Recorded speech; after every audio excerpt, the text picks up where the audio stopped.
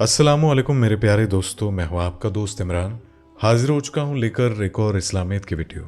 नाजरीन, अल्लाह तबारक व ताला के हुक्म से आज इस्लाम दुनिया का दूसरा सबसे पसंद किया जाने वाला मजहब है और माशाअल्लाह दुनिया दीन इस्लाम की रोशनी से चमक रही है। लेकिन नाजरीन, क्या आपको मालूम है कि आखिर कैसे हिंदुस्तान में दाखिल हुआ था इस्लाम? वो कौन शख्स था जिसने हिंदुस्तान में इस्लाम को फैलाया था? तो नाजरीन, उस शख्स का नाम है मोहम्मद बिन कासिम। जी हाँ नाजरीन, मोहम्मद बिन कासिम ने हिंदुस्तान में एक साथ 1 लाख लोगों को मुसलमान बनाया था और इस्लाम कबूल करवाया था। कैसे और कब, ये बताएंगे आज के इस वीडियो में। तो वीडियो को आखिर तक जरूर देखिएगा। वीडियो पसंद आए तो वीडियो को लाइक और शेयर करना मत भूलिएगा। तो चलिए शुरू करते हैं आज की हमारी इस वीडियो को। नाज़रीन, आपको बता दें कि भारत में इस्लाम का दाखिला सन 711 ईस्वी के आसपास कहा जाता है। तारीख दानों की माने तो सीरिया की मौजूद राजधानी दमिश्क में सत्ता की तब्दीली की वजह से भारत के मुसलमानों पर बहुत बुरा असर पड़ा था। बात है सन 711 ईस्वी की, जब मोहम्मद बिन कासिम को सिंध और उसके आसपास के इलाकों में व्यापार करने के लिए भेजा गया था। और नाज़रीन, आपको बता दें कि मोहम्मद बिन कासिम ने हिंदुस्तान में कारोबार करने के लिए मंडियां जमानी शुरू की तो हिंदुस्तान की हालत धीरे धीरे सुधरने लगी थी और एक मामूली से मजदूर भी ऐश की जिंदगी जीने लगे थे। तो हिंदुस्तान की तरक्की का अंदाजा इस बात से भी लगा सकते हैं कि मोहम्मद बिन कासिम की हुकूमत से पहले हिंदुस्तान के मजदूर गलाजत उठाने का काम किया करते थे। वो कारोबारों के खुलने से अच्छी कमाई करने लगे थे, लेकिन अचानक से हिंदुस्तान की इन खुशियों को किसी की नजर लग गई और ऐसा कुछ हुआ जिससे मुसलमानों पर बहुत बुरा असर पड़ा। यह हादसा था सीरिया की राजधानी दमिश्क में उस वक्त के खलीफा वलिद बिन अब्दुल मालिक मरवान की मौत का हादसा। नाज़रीन, आपको बता दें कि सीरिया के खलीफा वलिद बिन अब्दुल मलिक की मौत ने मुसलमानों के बीच जीत के काफिले को रोक दिया था। वलिद बिन अब्दुल मलिक की हुकूमत में मुसलमानों ने दुनिया की 2 सबसे ताकतवर जगहों पर कब्जा कर लिया था। तो पहली थी स्पेन और दूसरा था भारत। और नाज़रीन, आपको बता दें कि इन दोनों की जगहों पर मुसलमानों का रुतबा आला था और ये भी एक इत्तेफाक था कि मुसलमानों ने इन दोनों ही जगहों को एक ही साथ फतेह किया था। दोनों इलाकों में मुसलमानों की हुकूमत तकरीबन 1000 साल तक चलती रही। एक इलाके पर मोहम्मद बिन कासिम की हुकूमत थी और दूसरे पर तारिक बिन जियाद।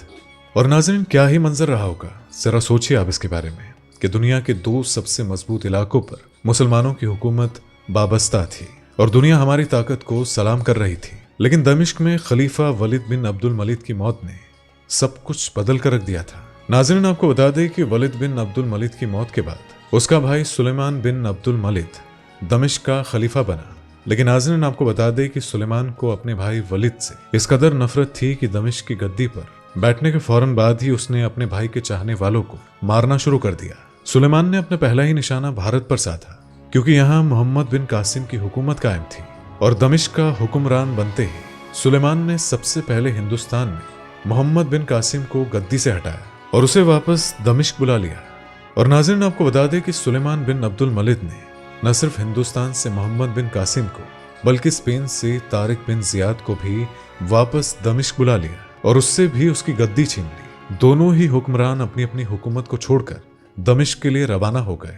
नाज़रीन, मोहम्मद बिन कासिम और तारिक बिन जियाद नहीं जानते थे कि दमिश्क में उनकी मौत उनका इंतजार कर रही थी। और नाज़रीन, तारीखदान बताते हैं कि जब मोहम्मद बिन कासिम हिंदुस्तान से वापस दमिश्क लौट रहे थे तो हिंदुस्तान की आवाज रो रही थी, क्योंकि मोहम्मद बिन कासिम ने हिंदुस्तान के इलाकों पर नहीं बल्कि वहां रहने वाले लोगों के दिलों पर भी हुकूमत की थी। सिंध में मोहम्मद बिन कासिम की विदाई पर मातम मनाया गया।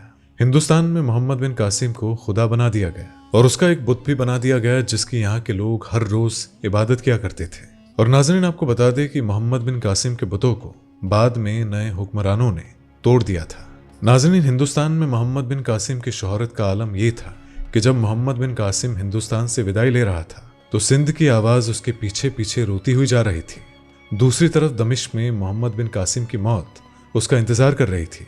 और नाज़रीन, आपको बता दें कि हिंदुस्तान में मोहम्मद बिन कासिम की रोशन हुकूमत देखकर नए खलीफा सुलेमान बिन अब्दुल मालिक खौफजदा हो गए थे। उन्हें अपनी हुकूमत के छिन जाने का डर सताने लगा। जब मोहम्मद बिन कासिम दमिश्क वापस लौटा तो उसे नए खलीफा ने बंदी बना लिया। उसके पैरों में गर्म की गई लोहे की बेड़ियां पहनाई गई, जल्लाद बुलाया गया और चमड़े के गर्म कोड़े उसके जिस्म पर मारे गए। मोहम्मद बिन कासिम की मौत बहुत ही दर्दनाक और खौफजदा थी। उसे कई महीनों तक ऐसे ही बंदी बनाया गया और आखिरकार उसने अपना दम कैद खानों की सलाखों के पीछे ही तोड़ दिया। नाज़रीन, ऐसा कहा जाता है कि जब मोहम्मद बिन कासिम की मौत की खबर उमर बिन अब्दुल अजीज को मिली तो वो दौड़े दौड़े सुलेमान के दरबार में पहुंचे, लेकिन वहां तक पहुंचने से पहले ही मोहम्मद बिन कासिम ने दम तोड़ दिया था।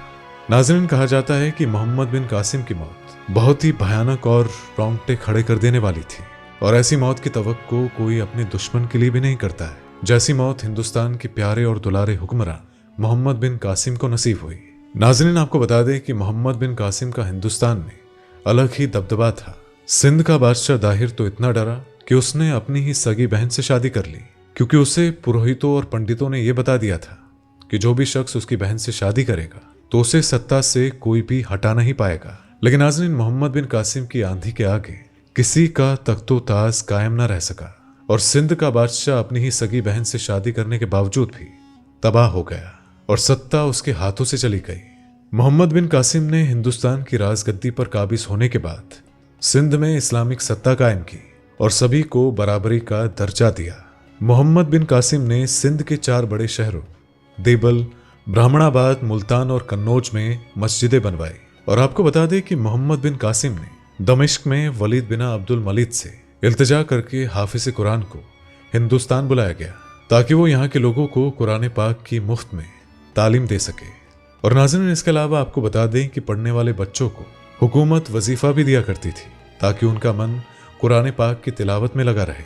मोहम्मद बिन कासिम की इस कोशिश ने हिंदुस्तान के बच्चे बच्चे के दिल में कुरान पाक के लिए मोहब्बत पैदा कर दी, और माशाअल्लाह उसकी कोशिश ने लाखों लोगों को हिदायत दे दी, और अल्लाह तबारक व तआला के हुक्म से वो सभी मुसलमान हो गए। नाज़रीन, आपको बता दें कि मोहम्मद बिन कासिम की हुकूमत में सिंध हिंदुस्तान का पहला इस्लामिक राज्य बन गया था। हज्जाज बिन यूसुफ ने जब देखा कि हिंदुस्तान की आवाज़ को कुरान पाक की तिलावत करने में दिक्कतें आती हैं, तो उसने अरबी में लिखी कुरान पाक के अल्फाजों में जेर ज़बर और पेश लगवाए, जिससे यहाँ के मुसलमानों को कुरान पाक की तिलावत और इस्लाम की तालीम हासिल करने में आसानी हो गई। नाज़रीन, हिंदुस्तान में मोहम्मद बिन कासिम ने इस्लाम को दाखिल किया और अपनी हुकूमत के दौरान कई दिलों पर राज भी किया। लेकिन मोहम्मद बिन कासिम के जाने के बाद हिंदुस्तान की हालत काफ़ी बदल गई। नाज़रीन, आपको बता दें कि मोहम्मद बिन कासिम के जाने के बाद हिंदुस्तान में इस्लाम रहा और मुसलमान भी रहे, लेकिन मोहम्मद बिन कासिम की जैसे ही हुकूमत ना रही और ना ही मोहम्मद बिन कासिम को कोई भूल पाया। नाज़रीन, मोहम्मद बिन कासिम के जज्बे और उनकी नेक दिली से इस्लाम को मजबूत किया। तो नाज़रीन, आज की ये वीडियो आपको कैसी लगी, इसके बारे में कमेंट करके हमें ज़रूर बताइएगा। वीडियो को लाइक और शेयर ज़रूर कर दीजिएगा, और ऐसी ही दीनी वीडियोस को देखने के लिए हमारे चैनल को अभी के अभी सब्सक्राइब कर लीजिएगा। तो आज के लिए बस इतना ही। अल्लाह हाफिज। दोस्तों, आपको स्क्रीन पर 2 और वीडियोस दिखाई दे रही हैं, जिसे देखने के लिए स्क्रीन पर क्लिक करें।